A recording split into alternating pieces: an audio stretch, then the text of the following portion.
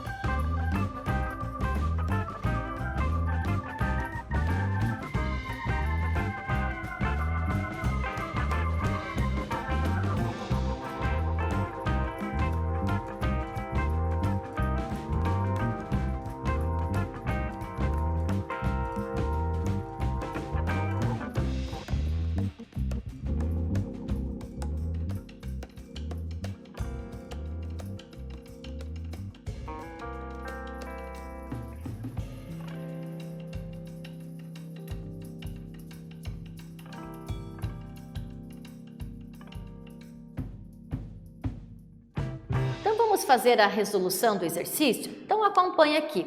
Como ele tem um arco de 310 graus, e eu dei a sugestão aí para você usar o transferidor, mas se você também não tiver, né, você pode fazer um círculo trigonométrico, né? Lembrando aqui que eu desenhei as duas coordenadas, né, de x e y, ou seja, dentro do plano cartesiano a abscissa e a ordenada.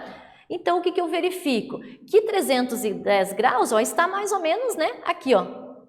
no P, né? Que a gente convencionou. Lembra que ele convencionou que os pontos simétricos P, para depois a gente resolver a letra B? Então, aqui eu tenho o ponto P. E assim também eu demonstro, né? É uma forma de cada vez que eu faço um exercício e que eu anoto, eu vou memorizando. Então, esse 310 graus, ele está no quarto quadrante, certo?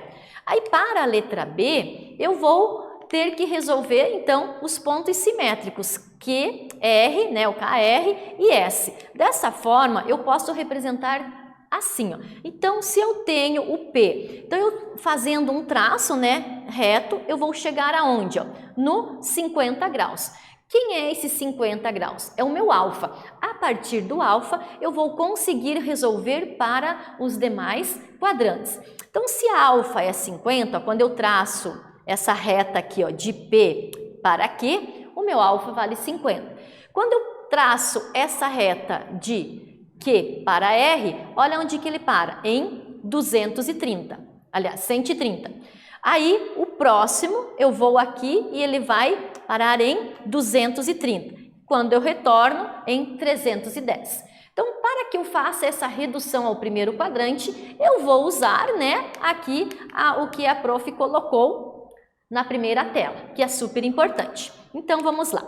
Então, observe que, para o primeiro, 180 menos alfa. Eu já descobri, né, traçando aqui a reta, que o meu alfa é 50. Logo, então, 180 menos 50, eu observo aqui, ó, 130 graus, certo? Para o segundo, então, eu tenho alfa mais 180. Então, como alfa é 50 mais 180, observe aqui, novamente eu recaio no ponto bem certinho de 230. E quando eu faço essa nova reta entre S e P, eu vou ter 310.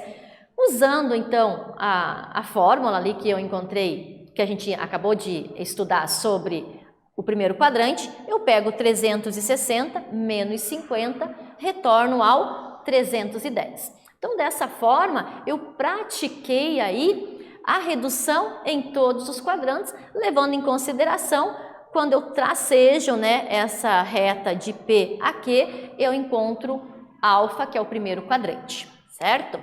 Então, onde aplicar a redução do primeiro quadrante? Então, acompanhe. Agora que vimos como se reduz o quadrante, nós podemos calcular seno, cosseno e tangente de alguns outros ângulos, seguindo o seguinte procedimento. Então, aqui eu tenho como se fosse um manualzinho de como que eu vou, então, aplicar. Primeiramente, analisar em qual quadrante o ângulo está. Número 2, ver qual é o sinal da linha trigonométrica neste quadrante. Terceiro, obter a primeira determinação, se for o caso, né? Agora a gente já sabe. E o quarto, reduzir o quadrante. Então, essa tela, ela é um manualzinho para que a gente também aí tenha elementos para depois nós fazermos qualquer tipo de exercício, né? Utilizando aí seno, cosseno e tangente. Então, eu quero que você anote para que a gente dê continuidade aí ao nosso conteúdo.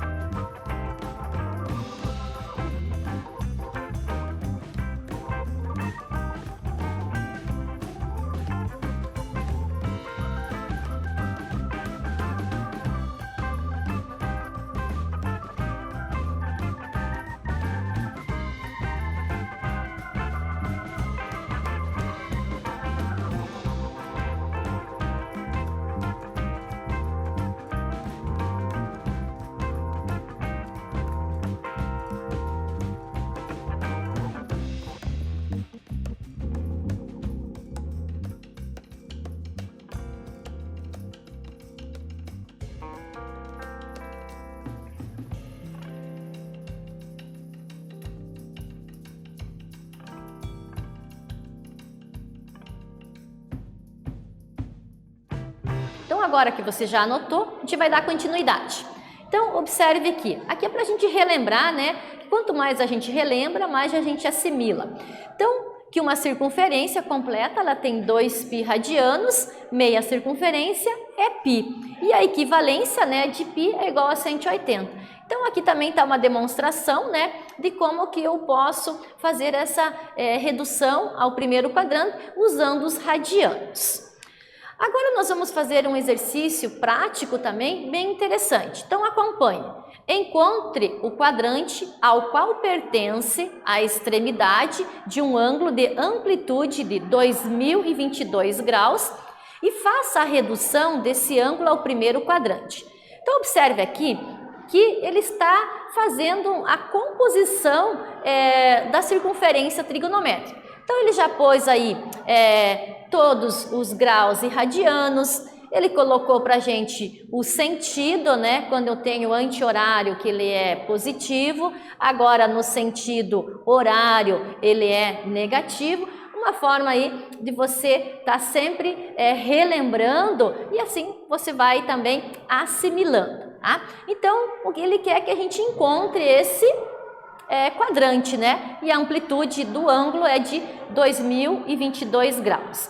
Então, é importante que você anote, né, o enunciado do exercício, releia mais de uma vez, desenhe, né, o círculo trigonométrico com todos os seus elementos e assim, com certeza, vai estar muito mais fácil de você resolver o exercício.